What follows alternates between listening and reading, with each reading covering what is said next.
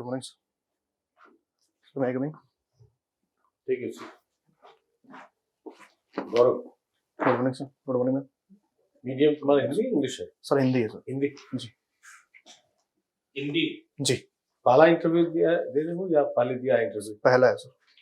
और अटेम्प्ट कौन सा है? अटेम्प्ट 4th है सर। 4th attempt. और ऑप्शनल सब्जेक्ट क्या है? Sir Hindi literature. Hindi literature.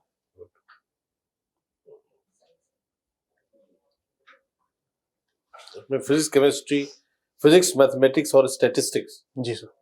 अच्छा, फिर हिंदी की तरफ रुझान कैसे हो गया? सर जब मैं तैयारी करना शुरू किया मैंने, तो अपने सीनियर से मैंने बात की इस संबंध में कि कौन सा ऑप्शनल सही रहेगा। तो हिंदी स्कोरिंग भी था और थोड़ा मेरी रुचि भी थी इस संदर्भ में, तो फिर और कम समय में तैयार हो सकता था, तो इस वजह से मैंने हिंदी का रुझान किया। लिटरेचर में रुचि होने की क्या वजह है? सर मैं बचपन से ही कविता वगैरह पढ़ते आ रहा हूँ। जो सिलेबस में पहले हिंदी थी हमारे, तो उनको अच्छे से मेरा हमेशा उसमें स्कोर सही रहता था। और कविताएं मुझे बेहद प्रिय हैं। मैं उत्तराखंड से हूँ और प्रकृति के नजदीक रहता हूँ, तो मेरे को लगता है एक कारण यह भी है कि कविताओं के प्रति रुझान है। उत्तराखंड के कुछ प्रमुख कवि के नाम है? कोई कवि उत्तराखंड के? जी सर। सर सुमित्रानंदन पंत जी और मंगलेश डबराल जी, ये दो प्रमुख कवि हैं। और अगर मैं लेखकों की बात करूं तो शेखर जोशी जी हैं और शैलेश मटियानी जी हैं, मनोहर श्याम जोशी जी हैं, ये प्रमुख लेखक हैं। साहित्य में नई प्रवृत्तियां कौन सी आई हैं पिछले 10-20 सालों में, पोस्ट लिबरलाइजेशन? सर इसमें एक तो जो है यात्रा वृत्तांत, ये आजकल ये काफी पढ़ा जा रहा है। जैसे कि जिन्हें हाल ही में साहित्य अकादमी पुरस्कार मिला था, उनका नाम गगन गिल जी को, तो उनका यात्रा वृत्तांत एक कैलाश मानसरोवर से संबंधित है, तो एक यात्रा वृत्तांत हो गया। और शॉर्ट स्टोरी सर आजकल फेसबुक पे और ट्विटर एक्स पे, तो इस पे शॉर्ट स्टोरी जो है इनका काफी आजकल चल रहा है इनका। अच्छा, एक प्रश्न का उत्तर और जैसे कोई व्यक्ति अगर पूछता है कि अच्छे साहित्यकार जी कौन थे या कौन है जी, तो हम या तो प्रेमचंद को याद करते हैं जी, या जैसे भी आपने भी कहा सुमित्रानंदन पंत या मंगलेश डबराल या रामधारी सिंह दिनकर जी, ऐसे नाम अब क्यों नहीं आ रहे हिंदी साहित्य?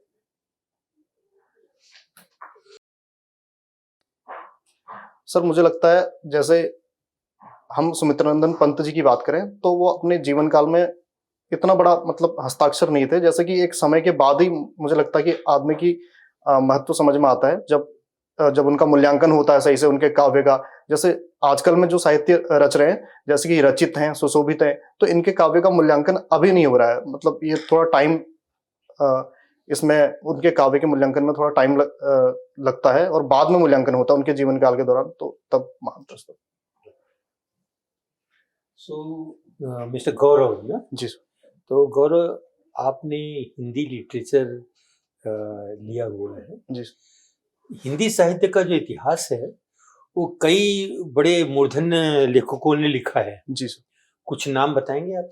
सर आचार्य रामचंद्र शुक्ल जी, आचार्य हजारी प्रसाद द्विवेदी जी और राम स्वरूप चतुर्वेदी जी। ठीक है, तो मान लीजिए हम द्विवेदी जी की बात करें और शुक्ल जी की बात करें जी, तो क्या दोनों के लिखने में कोई महत्वपूर्ण अंतर है क्या? हाँ सर, अंतर है सर। क्या है सर? जो शुक्ल जी हैं वो प्रत्यक्षवादी पद्धति को अपनाते हैं। इसके अंतर्गत जाति, क्षण तथा वातावरण को महत्व दिया जाता है। अर्थात उस समय की परिस्थितियां जो थी उनसे साहित्य कैसे साहित्य में उसका प्रभाव आया। जैसे कि आचार्य शुक्ल कहते हैं कि जो साहित्य है वो चित्तवृत्ति का संकलन मात्र है। और द्विवेदी जी समकालीन जाति, वातावरण, क्षण को महत्व ना देते हुए परंपरा को अधिक महत्व देते हैं।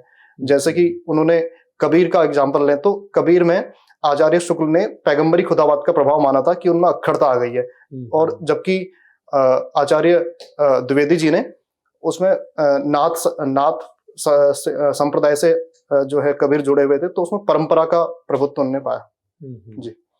जो हिंदी भाषा है इसका अगर हमको देश में प्रचार प्रसार करना हो तो आज जो कदम उठाए जा रहे हैं उसके अलावा भी कोई कदम आपके दिमाग में आता है जो कि रखा जाए? सर मेरे को लगता है एक तो उत्कृष्ट कोटि का साहित्य जो रच करके, जैसे कि और अनुवाद कार्य में मेरे को लगता है और अधिक बल दिया जाना चाहिए और सोशल मीडिया का इस संदर्भ में प्रयोग किया जा सकता है और फिल्मों का प्रयोग किया जा सकता है सर। और फिल्मों का प्रयोग तो हो ही रहा है सर, और बेहतर क्वालिटी का मेरे को लगता है फिल्में। तो उससे क्या फायदा होगा हिंदी के प्रचार प्रसार में?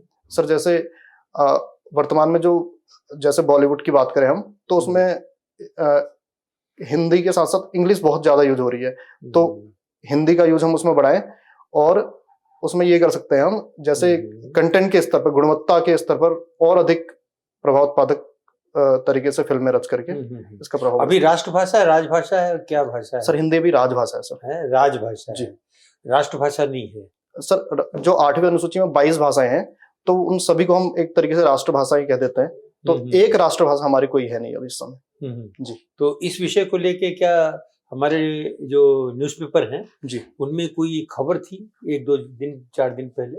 हाँ सर, एक जो रविचंद्रन अश्विन है हमारे क्रिकेटर, तो उन्होंने इस संदर्भ में एक पोस्ट किया था। उन्होंने कहा था कि हिंदी जो है राष्ट्रभाषा नहीं है, राजभाषा है। तो शायद तो क्या लोगों ने बुरा माना? क्यों बुरा माना? सर बुरा नहीं माना सर, उनका कहना सही था। वो साउथ से तो आता है। आप कह रहे हैं सही है जी, लेकिन उसको लेकर के लोगों ने अपने विचार व्यक्त किए हैं। जी सर। सर वो मेरे को लगता है वो सर बुरा मानने वाली कोई बात नहीं है सर। नहीं ना? हाँ, ओके, थैंक यू। गौरव, आप इंस्पायर स्कॉलरशिप के रिसिपिएंट रह चुके हैं। जी सर। कुछ बताएंगे क्या है इंस्पायर? सर ये department of science of technology की तरफ से ये चलाई जाती है। कब शुरू किया गया था, कुछ अंदाजा है? सर माफ कीजिएगा सर, मैं टेक्निकल अच्छा, किस चीज के लिए है ये? सर ये साइंस विज्ञान में शोध को बढ़ावा देने के लिए, छात्रों की रुचि को स्टेम के क्षेत्र में बढ़ावा देने के लिए ये शुरू की गई है। इसके 4 घटक हैं सर। इसका एक घटक जो है इसको वो हायर एजुकेशन के लिए मिलता है, एक घटक उसमें पीएचडी करने के लिए मिलता है स्कॉलरशिप उसमें। तो उसके बाद आपने तो हिंदी ले लिया फिर? जी सर। तो जस्टिस किया आपने इस स्कॉलरशिप का? सर जस्टिस इस संदर्भ में किया कि मैंने बीएससी किया हुआ है 3 साल, और मैंने उस संदर्भ में साइंस का जो है अध्ययन किया हुआ है। और सर मेरे को लगता है हिंदी लेना जो है ये विज्ञान के साथ एक तरीके से मैंने समझौता नहीं किया सर। सर हिंदी लेना ये मेरी रुचि थी और विज्ञान पढ़ के मैंने बीएससी में अच्छे से। अच्छा, मुझे ये बताइए, आपने विज्ञान भी पढ़ा? जी, ठीक ठाक पढ़ा जी। और उसके बाद साहित्य और भाषा भी आपने पढ़ा, हिंदी। जी सर। दुनिया को समझने के लिए आपको कौन बेहतर लगता है कि साइंटिफिक माइंड या लिटरेचर या साहित्य जैसे चीजों को देखता है? सर मेरे को लगता है वैज्ञानिक दृष्टि और साहित्य की संवेदनात्मक दृष्टि, इन दोनों का यदि अब हम प्रयोग करें तो हम दुनिया को बेहतर तरीके से समझ सकते हैं। विज्ञान में संवेदना नहीं है, विज्ञान संवेदनहीन तरीके से एक देखने का नजरिया है, यही कह रहे हैं आप? सर विज्ञान जो है सर बाहरी चीजों को देख सकता है अच्छे से, जैसे कि जैसे मैं कहूँ एक मनुष्य की बनावट कैसी है, उसकी संवेदनाओं के स्तर पर विज्ञान काम नहीं कर सकता। जैसे किसी समाज की संवेदनाएं होती है, आस्था होती है, उसके वैल्यूज होती हैं कुछ, तो विज्ञान इन संदर्भ में बात नहीं करता। वो साहित्यिक दृष्टि से ही हम संवेदनाओं को अच्छी तरीके से समझ सकते हैं। चलिए, अब चूंकि आप संवेदना भी अच्छे ढंग से समझते हैं, वैज्ञानिक दृष्टिकोण आपका है ही, और आप नैनीताल अल्मोड़ा इलाके के हैं, तो हिल्स की क्या प्रॉब्लम्स है, इसको एक प्रशासक के तौर पर कैसे आप समझने की कोशिश करेंगे? कई बार हम लोग सुनते रहते हैं कि कहीं स्लिपेज हो रहा है, कोई इलाका धंस रहा है, पर्यटन से रेवेन्यू भी आ रहा है, लेकिन उसके कारण उसके दुष्परिणाम भी हैं। तो मोटी समझ क्या बनी आपकी हिल्स के बारे में? सर यदि समस्याओं की बात करूं तो पहली समस्या सर डिजास्टर की है, और दूसरी समस्या जो है अनियंत्रित। किस तरह की डिजास्टर? सर डिजास्टर लैंडस्लाइड, अच्छा, और भूकंप। सर जो उत्तराखंड का एरिया पूरा है वो जोन 4 और जोन 5 के अंतर्गत आता है, तो भूकंप के प्रति अत्यंत संवेदनशील है। और वर्तमान में जलवायु परिवर्तन के चलते जो ग्लेशियर लेक आउटबर्स्ट फ्लो जैसी घटनाएं, ये इनकी आवृत्ति में बहुत बढ़ोतरी हुई है। और इसके अतिरिक्त वनाग्नि की घटनाएं सर, ये बढ़ोतरी हुई है सर लैंडस्लाइड की। सर ये समस्याएं जो आप गिना रहे हैं जी, उसमें बढ़ोतरी क्यों हुई है? सर इसके सबसे पहला तो सर इसमें जो कारक है वो जलवायु परिवर्तन है, उसके चलते ग्लेशियर्स पिघल रहे हैं। जैसे गंगोत्री ग्लेशियर्स की यदि मैं बात करूं, जिस वर्ष में हम लोग रह रहे हैं 2024 जो अभी खत्म हुआ जी उसके बारे में क्लाइमेटोलॉजिस्ट कुछ कह रहे हैं ग्लोबल वार्मिंग के दृष्टिकोण से, कुछ जी पढ़ा है आपने? जी सर जो क्या है? वर्तमान में सर इस तरह की न्यूज आ रही है कि जो पूर्व औद्योगिक स्तर से टेम्परेचर जो है 1.5 डिग्री सेल्सियस से ऊपर पार कर गया था 2024 में। पिछले 25 सालों में यह सबसे गर्म वर्ष माना जा रहा है सर 2024 का। जी तो आपको लगता है कि हिल्स थोड़ा ज्यादा सेंसिटिव होते हैं ग्लोबल वार्मिंग में? जी सर क्यों? सर एक तो ग्लेशियर्स हैं उधर बहुत सारे, और दूसरा सर बादल फटने की घटनाएं जो है ये भी अधिकांशतः पहाड़ों में ही होती हैं। ये भी क्लाइमेट चेंज को इसके पीछे प्रमुख कारक माना जा रहा है सर। और ग्लेशियर्स लेक हैं सर वो। तो आपने विज्ञान भी पढ़ा है, साहित्य भी पढ़ा है, हिल्स में आप रहे हैं। जी सर। तो इस तरह की समस्याओं का, डिजास्टर्स को मिटिगेट करने के लिए कोई अलग दृष्टिकोण आपकी बनी है, या वही टेक्स्ट बुकिश जो हम पढ़ते हैं उससे इतर कुछ कोई समझ बनी आपकी? सर मेरे को लगता है तकनीक का प्रयोग हम अधिक से अधिक कर सकते हैं इस संदर्भ में, जैसे कि रिमोट सेंसिंग तकनीक के जरिए जो ग्लेशियर मॉनिटरिंग का हम कर सकते हैं, और सर जीआईएस टेक्नोलॉजी का प्रयोग कर सकते हैं। और सर दूसरा मेरे को लगता है कि जागरूकता इस संदर्भ में, आम जो आदमी उधर पर रहते हैं उनकी जागरूकता बढ़ा के उनको प्रशिक्षित करके कि आपदा प्रबंधन में उनकी सहभागिता सुनिश्चित करके इनको बेहतर तरह से मिटिगेट किया जा सकता है। गौरव, आपने डिजास्टर रेजिलियंस की बात करी, क्या 4 फाउंडेशन स्टेप्स हैं डिजास्टर रेजिलियंस के? बेसिक फंडामेंटल स्टेप्स क्या होते हैं? मैम अगर इसको एक डिजास्टर साइकिल की मैं यदि बात करूं तो आपदा से पूर्व हम जो है उसके तहत डिजास्टर रेजिलेंट इंफ्रा का निर्माण करके और पूर्वानुमान जो प्रणाली है उसको बेहतर करके और जनता को बेहतर प्रशिक्षित करके इस संदर्भ में ये आपदा से पूर्व हम करते हैं। आपदा के दौरान राहत एवं बचाव कार्य, इसमें हम जैसे कि रेस्क्यू सेंटर हम इनका निर्माण कर सकते हैं, और आपदा के दौरान ही टेक्नोलॉजी का जैसे रोबोट का मलबा हटाने में रोबोट का प्रयोग करना इत्यादि, और आपदा के बचाव उनको मनोवैज्ञानिक काउंसलिंग का हम उनको प्रावधान कर सकते हैं। और मैम अभी तो यही याद कर रहा हूँ। रिस्पॉन्स और रिकवरी जी मैम। ठीक है, आपने मैथ्स और स्टैटिस्टिक्स लिया था। जी मैम। इन दोनों में क्या कनेक्शन लगता है आपको? मैम कनेक्शन मुख्य रूप से यह है कि जो आंकड़े इत्यादि हैं वो आंकड़े डाटा इत्यादि का प्रयोग मैथ्स और स्टैट दोनों में किया जाता है, और दोनों का बेसिक जो मतलब मूल जो है दोनों का यही है, डाटा, आंकड़ा, नंबर्स में। मैथ्स में स्टैट्स यूज होता है और स्टैट्स में मैथ्स यूज होता है?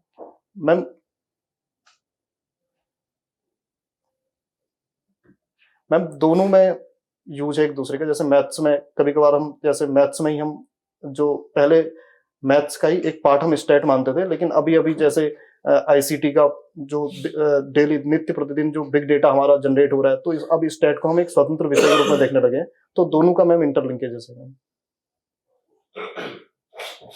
अच्छा, आप ये नहीं कह सकते क्लियरली कि कौन किससे बना है? नहीं मैम, सॉरी। उत्तराखंड में आपको सबसे ज्यादा प्रॉब्लम डिजास्टर को छोड़ के क्या लगती है? क्या आपके वहाँ के सोशल इश्यूज की प्रॉब्लम है? मैम सोशल इश्यूज में एक इशू है पलायन का। पलायन वहां पर बहुत ज्यादा हो रहा है। जैसे पहाड़ी क्षेत्र जो है 85% पहाड़ी क्षेत्र हमारा, लेकिन उसके बावजूद अल्मोड़ा, पौड़ी, टिहरी जैसे एरिया ये डेवलप नहीं हो पाए हैं अच्छे से, तो इसके चलते पलायन हो रहा है। दूसरी समस्या में मुझे लगता है कि महिला सशक्तिकरण के संदर्भ में समस्या है। जैसे 70 की हमारी स्ट्रेंथ है विधानसभा की, तो उसमें केवल 8 महिला प्रतिनिधि हैं, और पंचायत के स्तर पर भी हम सरपंच पद की अवधारणा वो काफी उधर पर मुझे लगता है बलवती है। और तीसरी समस्या में मुझे ये लगता है कि कृषि बागवानी जो एक मेजर एरिया हो सकता था डेवलपमेंट का, तो उसको इग्नोर किया गया है पिछले 20-25 सालों में। उतना प्रभाव उसका नहीं दिखा आर्थिक गतिविधियों में।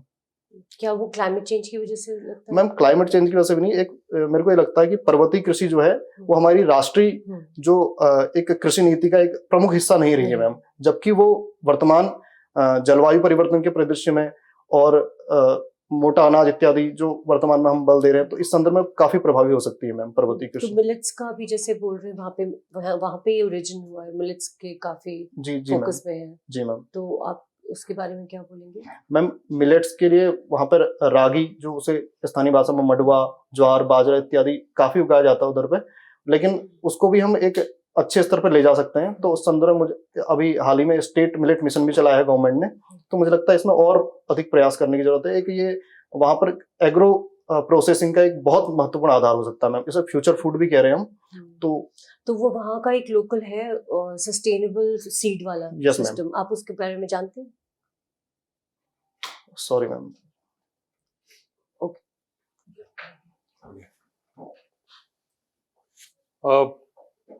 इनोवेटिव इकोनॉमी, इंडिया को इनोवेटिव इकोनॉमी बनना चाहिए, इसमें क्या बॉटलनेक्स हैं? सर जैसा कि इनोवेटिव इकोनॉमी में मेन जो बॉटलनेक की बात करूं तो इसमें हमारा R&D पे हमारा जो खर्च है वो बहुत कम है, वो GDP का 0.7% है।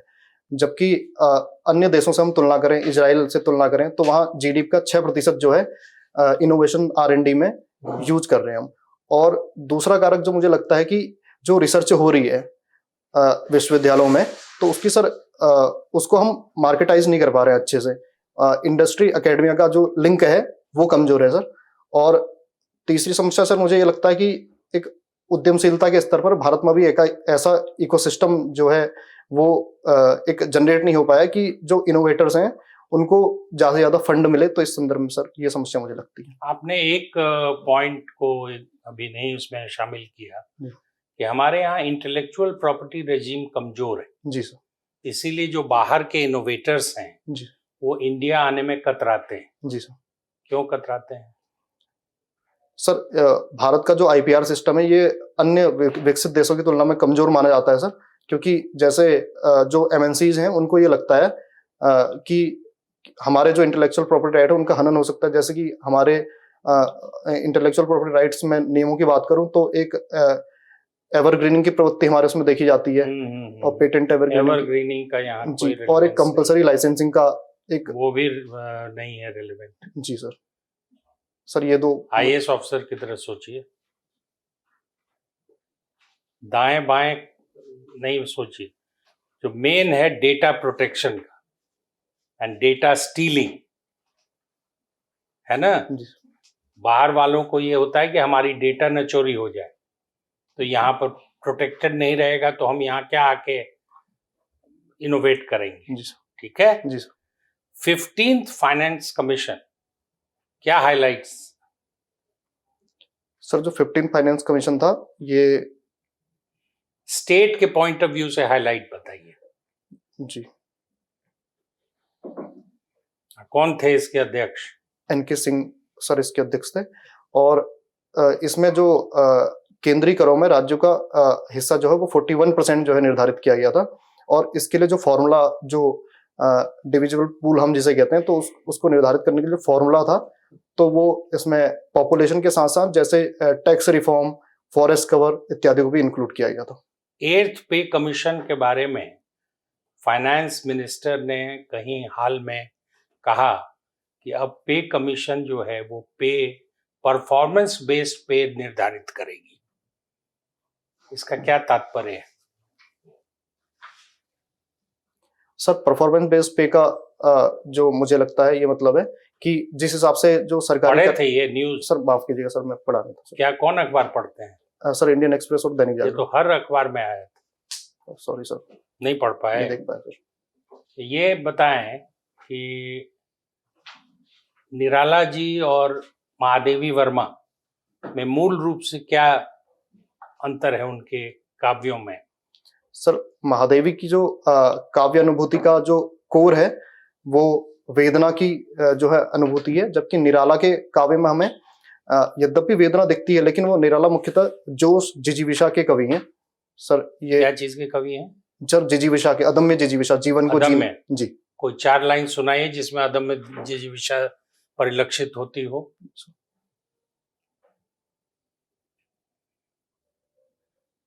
सर राम की शक्ति पूजा से मैं कुछ पंक्तियां सुनाना चाहूंगा।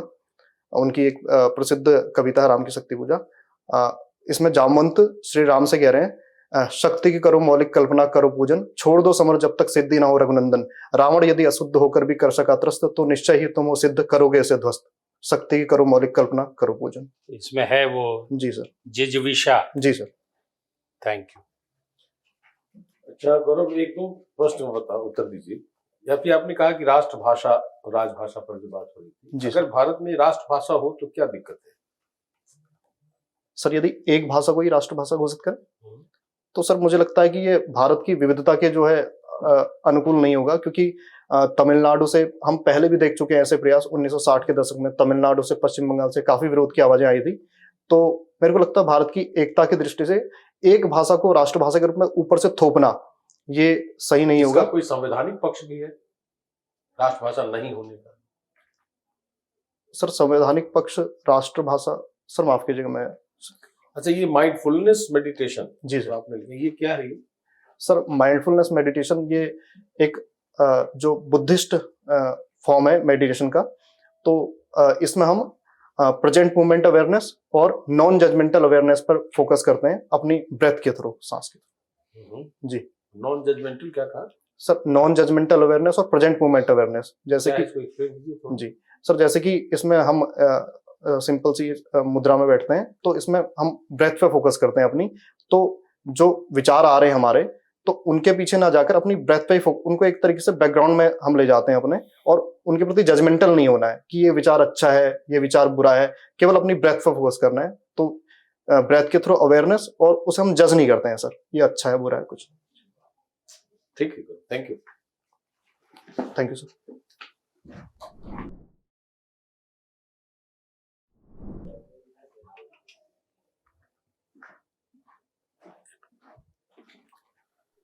गौरव, तुम्हारा परफॉर्मेंस ओवरऑल अच्छा है, गुड, ओवरऑल गुड। एक दो चीज मैंने मार्क की है, एक इंटरव्यू में थोड़ी गड़बड़ी हुई थी। हाँ सर, वो मैं घबरा जैसा गया था तो वो था। दूसरा, थोड़ा सा फास्ट हो जाए, इंटरव्यूअर को क्वेश्चन पूरा तो करने दो। कई बार ऐसा लगा है कि तुमने बीच में ही पिकअप कर लिया, थोड़ा सा पॉज रहना चाहिए, अनवांटेड एक्साइटमेंट क्यों लगे।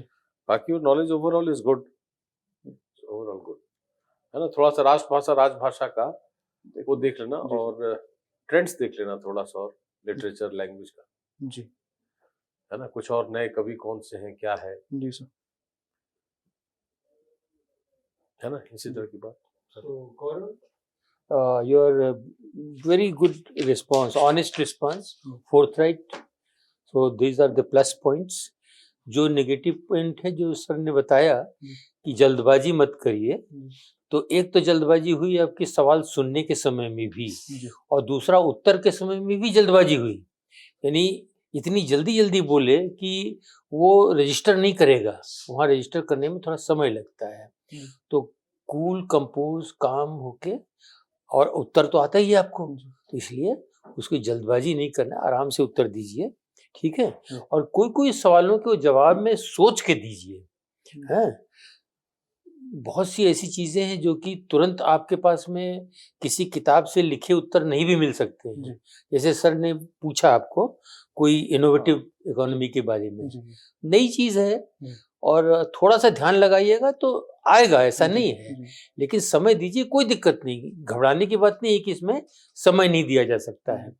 और जब भी उत्तर दीजिए तो वो रेलेवेंट होना चाहिए, मतलब दाएं बाएं जाने की जरूरत नहीं है, सीधे सवाल का जवाब देना है, क्रिस्प एंड रेलेवेंट, ठीक है जी। धन्यवाद। संवैधानिक रूप से जो मैंने पूछा ना, उसके एक वाक्य में कह सकते हैं कि India is religiously and linguistically secular, जी है ना। रिलीजन और लैंग्वेज दोनों में सेकुलर है। So there is no national language, no state religion और स्टेट लैंग्वेज। अनेकता में एकता को तो 8वीं अनुसूची है जी। मुझे गौरव आप बहुत अच्छे लगे, आपका आर्टिकुलेशन बहुत अच्छा है, और कॉन्फिडेंस बिल्कुल झलक रहा है, क्लैरिटी है, जब आप बोलते हैं तो क्लियरली वो लोगों को सुनाई देता है। इन पार्ट्स जो आपका साइंस और लिटरेचर वाला है, दोनों सेपरेटली बहुत अच्छा है, लेकिन अगर जब समन्वित तरीके से कोई प्रश्न आता है तो उसमें आप उसको एसिमिलेट नहीं कर पाते हैं। आप इतने अच्छे हैं कि आप दोनों को पृथक ढंग से भी स्ट्रेटजी बना सकते हैं कि भाई इसको अलग ही रखेंगे, लेकिन अगर बहुत अच्छे को बिल्कुल उत्कृष्ट बनाना है परफॉर्मेंस के लेवल पर, तो थोड़ा सा जो इंटरपेनिट्रेशन है आर्ट्स और साइंसेस का, उस पर थोड़ा पढ़ लीजिए, आपका उत्तर बहुत आकर्षक होगा। ठीक है, और उसमें थोड़ा नया और अलग दिखेगा। तो ये कोशिश कर सकते हैं अगर आप कॉन्फिडेंस है आपको जिस बात का कि वो कर सकते हैं तो। Otherwise I found you to be extremely good. Uttarakhand से रिलेटेड जो आपकी नॉलेज है वो काफी स्ट्रांग है, और थोड़ा डीपर अगर आप वहाँ के इनोवेशन जो अभी हो रहा है करंट, बहुत ही रिमार्केबल और टेक्नोलॉजिकली रिमार्केबल रेवोल्यूशन हुआ है, तो उनके करंट सीड्स के नाम, सस्टेनेबिलिटी के नाम पे जो जो चीजें हो रही हैं उनको अपडेट कर लीजिए। और मैथ्स और स्टैट्स का, जैसे साइंस का बैकग्राउंड, जैसे सर ने बोला कि साइंस के बारे में एंड लिंकेज बिटवीन आपका जो साहित्य है और इसका, दोनों का लिंकेज बहुत इम्पोर्टेंट है। इससे रिलेटेड क्वेश्चंस आ सकते हैं। और यस, अगर यस यही है मेरी तरफ से। गौरव शिम्बाल जी सर। देखिए, ये एज्यूम करना कि हिंदी आपकी ऑप्शनल है तो सारे प्रश्न हिंदी पर ही होंगे, ये फॉल्स अजम्पशन हो जाएगा। ऐसा भी संभव है कि एक भी आपको हिंदी पर नहीं पूछे, तो इसलिए प्रिपेयर्ड होके जाइए आप पूरे 360 डिग्री अवेयरनेस के लिए। आपको एज अ ब्यूरोक्रेट अपने आप को समझना है कि I am going to be a part of the Indian bureaucracy. So as an Indian bureaucrat, you have to be outstanding. ठीक है? एक और चीज ध्यान रखें कि ये कॉम्पिटिटिव एग्जाम है, ये नहीं है कि हम एब्सोल्यूट टर्म्स में हमने बहुत अच्छा किया, आपके बगल वाले ने क्या किया, उसके बगल वाले ने क्या किया, ये डिटरमिन करेगा आपका फाइनल पोजीशन। अब इनोवेशन में आप उत्तर लगता है कि जानते थे, लेकिन आप उसको अरेंज नहीं कर पाए। A bureaucrat has to have tremendous presence of mind, प्रत्युत्पन्न मतित्व, है ना, उसकी कमी थोड़ी हो गई। डेटा के बारे में आप नहीं बात कर पाए कि क्यों नहीं आते हैं अमेरिका से यहाँ, या चाइना से, या सिंगापुर से।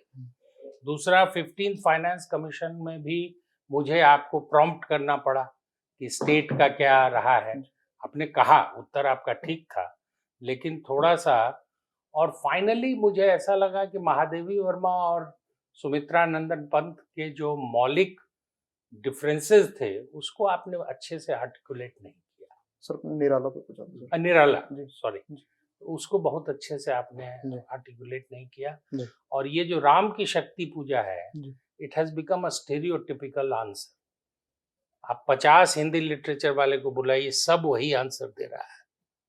जैसे journal writing, diary writing has become a stereotypical, तो इसको थोड़ा अवॉइड कीजिए, ठीक है ना। वैसे वही कविता तो बहुत ओजस्वी है, वो मैंने भी पढ़ी है उसको, लेकिन और भी कविताएं होंगी निराला जी की। सर जी, बादल राग है, एक बादल राग बोल सकता था, तो उसको देते।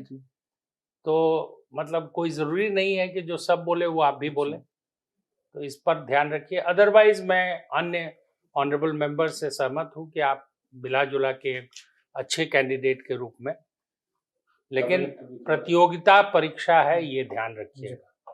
अच्छा मात्र होना जरूरी नहीं है, सबसे अच्छा होना जरूरी। सर एक जो जल्दी जल्दी बोलता हूँ उसका कैसे समाधान करूँ मैं? थोड़ा प्रैक्टिस करो ना, घर पर बोल। कब है इंटरव्यू तुम्हारा? सर 6 फरवरी को। बहुत टाइम है अभी, आराम से घर पर प्रैक्टिस करो, बोल कर रिकॉर्ड करो, रिकॉर्ड करके सुनो उसको। ऐसे करना कि जैसा कि बताया है सर ने कि पहली बात तो सवाल को सुनना सीखो। सवाल सुनना है, तसल्ली से सुनना है, और सुनने के बाद में एक कॉन्शियस तरीके से हाफ ए सेकंड, 1 सेकंड का गैप देना है उत्तर देने शुरू करने के पहले। जो सोचता हूँ उस टाइम पे नीचे ऐसा देख सकता हूँ, नीचे नहीं, आप सामने देखिए, कोई दिक्कत नहीं है। किसी मेंबर को देखने की जरूरत नहीं। जब जैसे ड्राइंग रूम में बैठते हैं तो किसी पर निगाह थोड़ी ना जमाते हैं, एक जनरल बात करते हैं हम लोग, ठीक है। अच्छा, तो आप हाफ ए सेकंड, 1 सेकंड गैप दीजिए। वो गैप में क्या करिए कि जो भी सवाल पूछा गया उसके 2-3 सेंटेंस में उत्तर बना लीजिए। कहाँ बन रहे हैं? दिमाग में बन रहे हैं।